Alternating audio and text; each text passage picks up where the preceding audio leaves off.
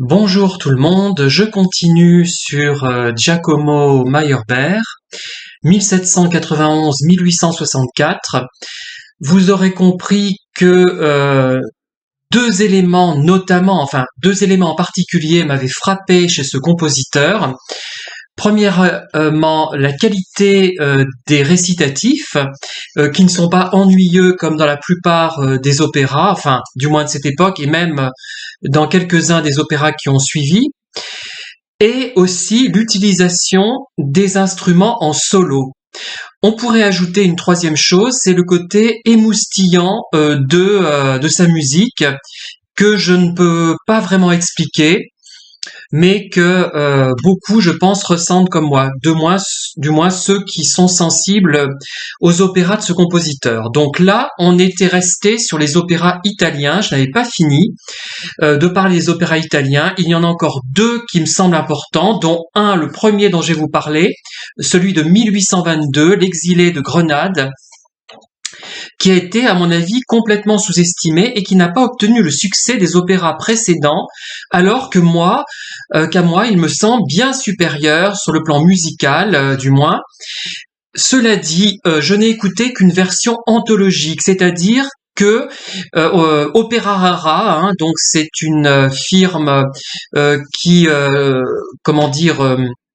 propose des versions d'opéra un peu oubliées, rara, un peu rares, et qui fait appel à de jeunes chanteurs, souvent, pas toujours, mais souvent, hein, compétents d'ailleurs, mais qui ne sont pas forcément très connus toujours, quoi qu'il y en a eu aussi de très connus comme Annick Massis, et comment elle s'appelle, celle qui jouait dans...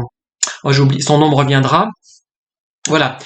Et donc c'est une version anthologique que l'on possède de cet opéra de 1822, L'exilé de Grenade, et peut-être qu'après tout, les autres morceaux étaient de qualité bien inférieure, et donc cet opéra n'a pas eu le succès escompté, alors que moi c'est un de mes préférés, hein, de Giacomo Meyerbeer, c'est un de mes préférés, ça arrive peut-être en troisième ou quatrième position, hein.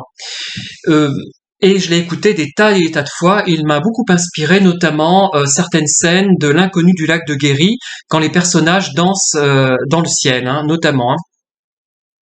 Donc L'exilé de Grenade, comme je vous l'ai dit, le livret est de Felice Romani. Il est très éloigné de la réalité historique, qui s'inspire d'un roman poétique de Jean-Pierre Clarisse de Florian, 1755-1794, Gonzalve de Cordoue ou Grenade reconquise, ouvrage qui a fait l'objet d'une adaptation pour les Abencerrages ou l'étendard de Grenade de Cherubini 1760-1842. Donc Romani aurait repris un livret de Gaetano Rossi. Alors, pour G. Loomis, de nombreux passages montrent que son compositeur avait atteint une maîtrise des effets scéniques bien avant que ne débute sa collaboration avec le fameux Eugène Scribe. Curieusement, cette œuvre rencontre moins de succès que les ouvrages précédents, hein. Je suis pas le seul à le souligner. Et le compositeur va puiser de nombreux morceaux dans L'exilé de Grenade pour confectionner, si je puis dire, ses opéras ultérieurs.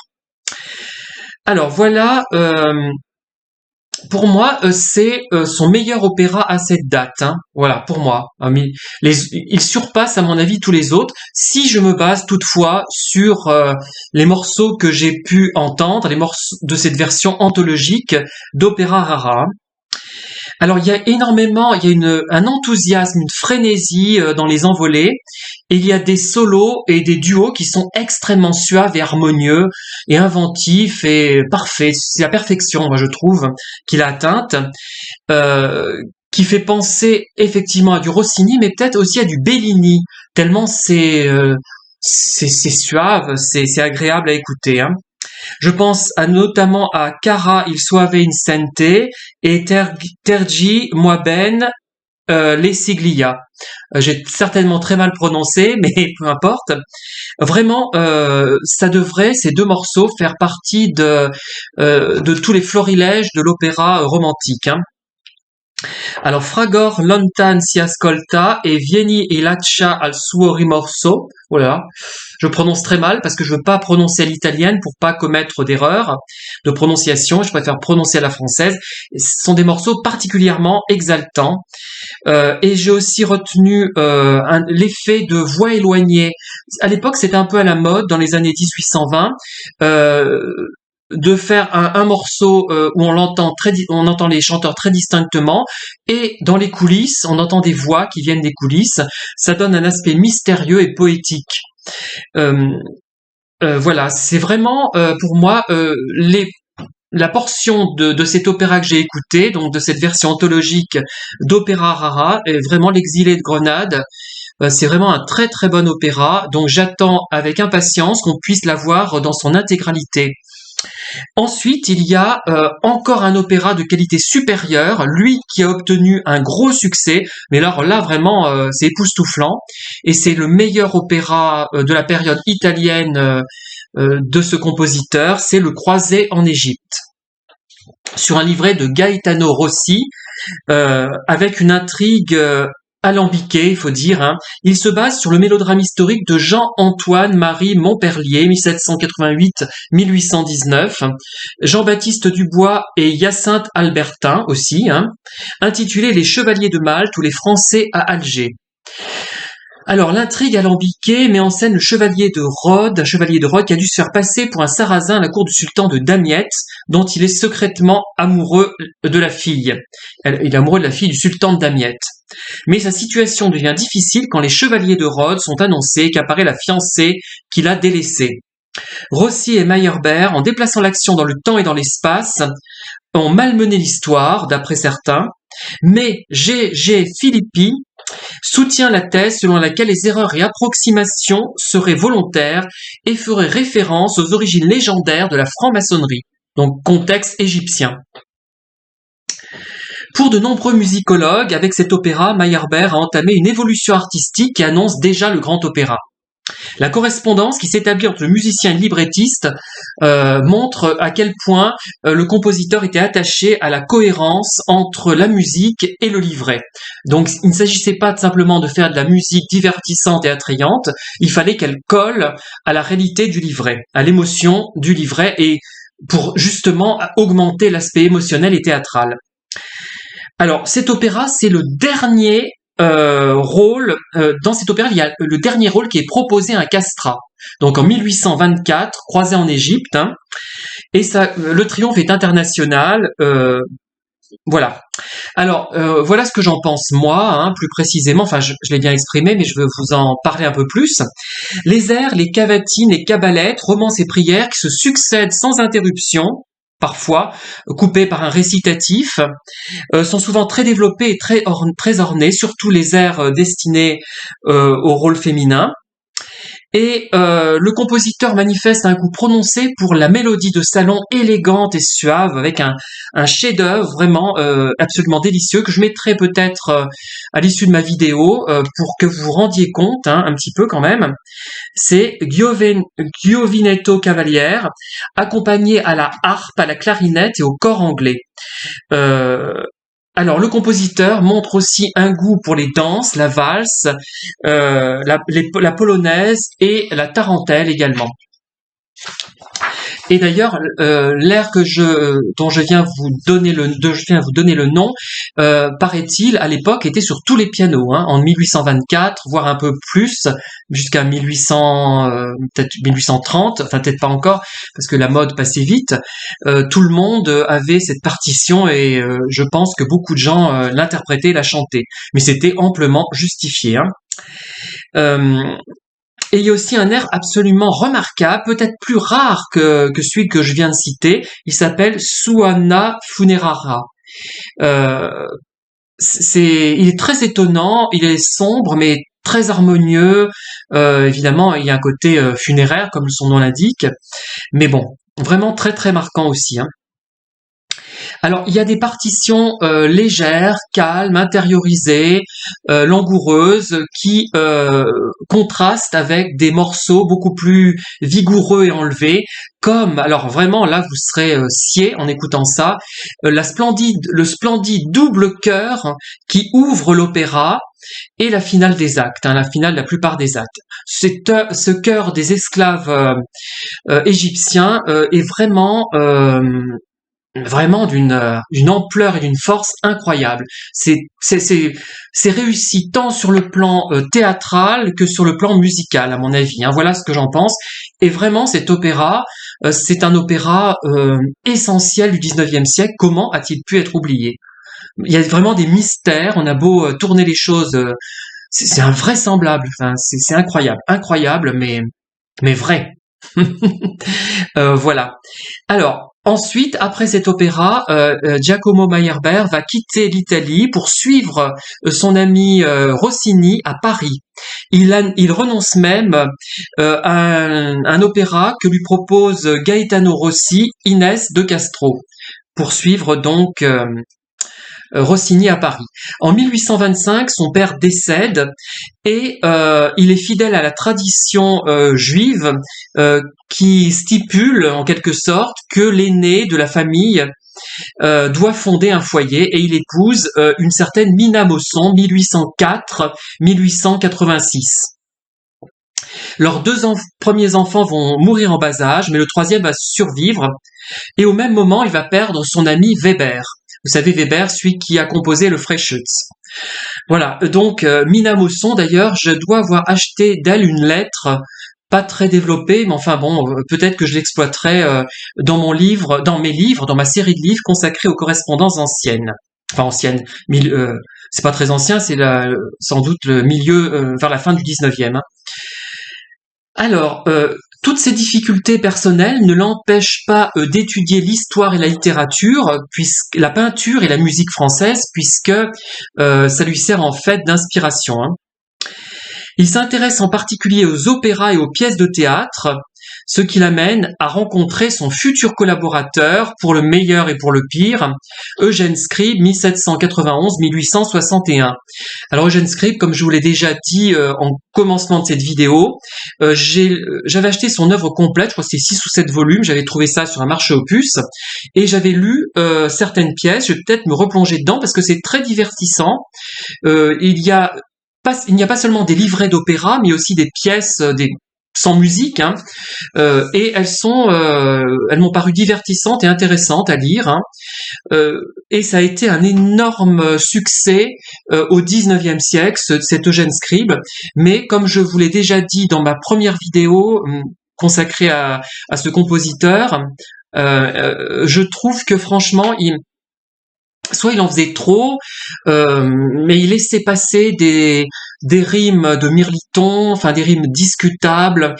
Par exemple, je me souviens là, je cite souvent cet exemple parce que je m'en souviens bien. C'est dans les Huguenots, dans le grand air de Marguerite. Hein, et déjà la fauvette, sur un air le répète, la fauvette, parce que ça, il dit tiens, qu'est-ce qui va rimer avec répète? C'est grotesque. Enfin et je le chante de façon grotesque pour vous montrer à quel point c'est idiot. Donc il y a vraiment un problème de texte par moment, mais il y a quand même un sens de l'armature théâtrale. Il y a quelque chose qui en sort. Il sait donner une impression d'ensemble, mais il faut pas trop regarder le détail. Hein. Voilà. Donc voilà, Eugène Scribe, donc. Sous la protection de Cherubini, tiens, je me souvenais pas de ça, je l'ai écrit pourtant, hein, bon.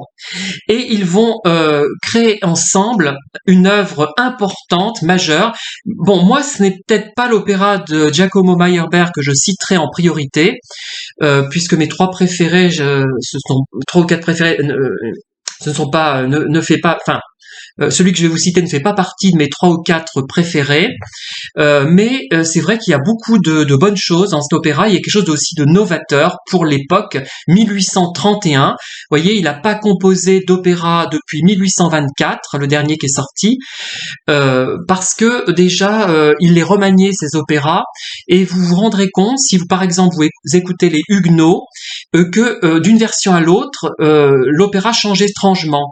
Il y a des scènes qui sont enlevées, rajoutées d'un opéra à l'autre. Récemment, j'en ai vu une version vraiment complète, avec une mise en scène un peu discutable et une Marguerite de Valois qui n'avait peut-être pas le timbre du rôle, mais il y a vraiment, et donc il adaptait ses opéras, il en faisait des versions même pour les scènes de province, parce qu'il n'avait pas forcément assez de chanteurs ou assez de chanteurs compétents, et ce qui fait que il l'adaptait aux chanteurs qui allaient le chanter. Voilà.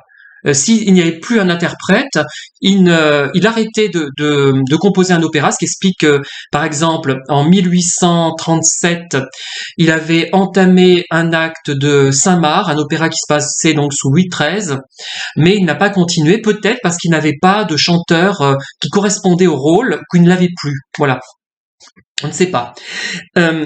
Et donc, cet opéra, donc, dont vous attendez le titre, c'est un événement majeur dans l'opéra du 19e siècle. C'est en 1831, Robert le Diable, sur un livret donc d'Eugène Scribe, et qui va en quelque sorte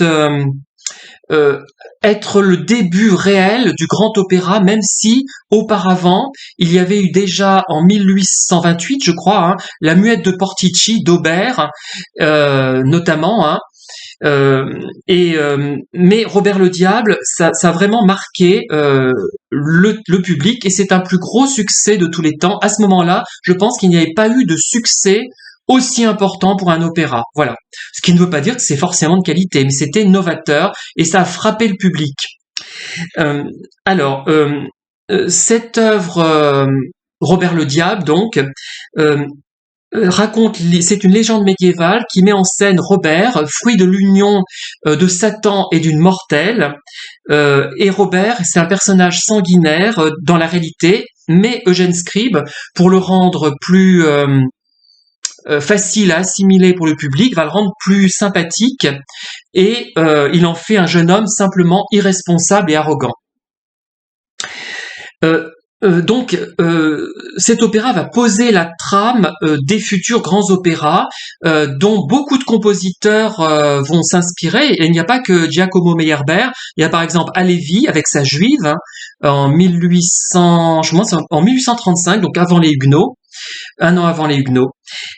Donc, comment reconnaît-on en gros un grand opéra? Il faut une intrigue déjà historique, réel, basé sur un fait historique réel, des situations tragiques, des décors et des ballets fastueux, et une structure en 5 actes. Voilà à peu près le modèle du grand opéra, avec parfois sur scène des effets théâtraux, scéniques, comme par exemple dans le ballet des patineurs, je vous ai déjà cité cet exemple dans Le Prophète, des patineurs à roulettes qui interviennent sur scène, et l'utilisation de la lumière électrique et des grands décors. Enfin, vous me direz que beaucoup d'opéras étaient un peu comme ça avant, mais ils en rajoutent, je dirais. Il y a plus d'éléments, il y a des éléments supplémentaires, la longueur aussi. Parfois, certains font 6 heures. Je crois que l'Africaine, initialement, s'étendait sur 6 heures. L'Africaine, le dernier opéra de ce compositeur, qu'il avait en fait entre-temps rebaptisé Vasco de Gama. Donc, il y avait la Muette de Portici d'Aubert, Aubert 1782-1871, et Guillaume Tell de Rossini, qui ont ouvert la voie. Je crois que Guillaume Tell de Rossini, si je dis pas de bêtises, c'est 1829.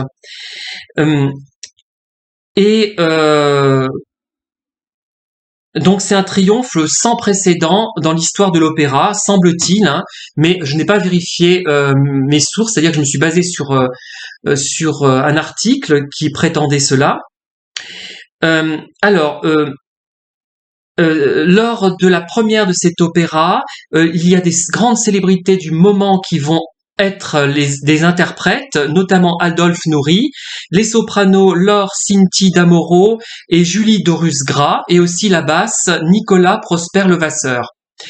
La production aurait coûté 45 000 francs, ce qui aurait dépassé le prix des opéras qui ont précédé. Par exemple, Guillaume Tell de Rossini n'aurait coûté que 30 000 francs. Bon, c'est pas des détails mercantiles que je vous donne, mais c'est pour vous donner une idée, sans doute, de l'ampleur du sujet. Hein. Voilà. Alors la première sera émaillée d'incidents scéniques, notamment un décor qui a failli tomber sur la fameuse Julie Dorus-Gras, et quelqu'un qui a suivi, qui est tombé dans une trappe, je crois, enfin quelque chose comme ça. Voilà, donc il y a eu pas mal de problèmes. Hein. Alors cet opéra a inspiré de nombreux compositeurs, dont Wagner, dont Gounod, dont Verdi. Voilà, dont Carlos de Verdi. C'est un grand opéra. C'est vrai que pour ceux qui sont peu familiarisés avec l'opéra vont se dire, ben, un opéra c'est toujours plus ou moins grand. Non, il y en a qui sont plus ou moins intimistes et tous n'ont pas cette structure en 5 actes avec un thème historique, avec un ballet, avec des décors fastueux, avec une longueur importante. Hein. Alors, certains critiques vont critiquer, comment dire, Robert le Diable à la façon d'un travail d'écolier. Il est vrai que on est un peu interloqué quand on voit cet opéra. Il paraît par moments un petit peu maladroit dans sa structure. Il y a des petites choses qui paraissent, mais justement il innove. Giacomo Meyerbeer, il innove, et je vais vous expliquer un peu ce qui m'a plu dans cet opéra. Alors pour ma part, ce qui m'a vraiment frappé, par exemple, ce qui m'a vraiment le plus marqué, si je retenais une chose de cet opéra, ça serait ça, c'est lorsque le méchant, on va dire, hein, le personnage diabolique, va entamer Nonne qui reposait. Parce que à un moment donné, il y aura les nonnes qui ont rompu leurs vœux de leur vivant, qui sont enterrées. Il appelle les nonnes il est dans un cimetière, il appelle les nonnes à sa rescousse pour l'aider, et elles vont danser un ballet. Enfin, c'est voilà. Donc c'est plus ou moins discutable, mais vous voyez, ce genre de choses. Il y a le fantastique qui s'introduit dans cet opéra, hein, quand même. Hein.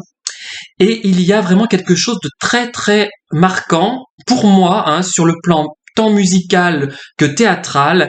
C'est les 4 notes des cors et des bassons qui précèdent le ballet des nonnes qui ont rompu leurs vœux. C'est époustouflant.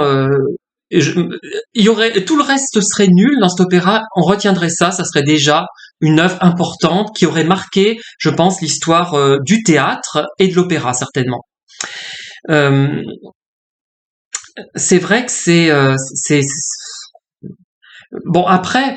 Moi, je suis sensible à ça. Peut-être qu'il y a des gens qui vont écouter ça sans, mais souvent ça résonne dans ma tête. Je dis quand je me promène, je repense à ces 4 notes. Enfin, je sais pas exactement, je chante faux là, mais c'est beaucoup mieux que ça, évidemment. Mais voilà, c'est une des plus resplendissantes réussites du compositeur. En quelques notes, il produit quelque chose d'absolument merveilleux, fabuleux, horrifique finalement aussi. Hein. Alors après, il y a le trio Dieu puissant, ciel propice, hein, avec Alice, Robert et Bertram. Dont Gounod d'ailleurs s'est inspiré dans son Faust.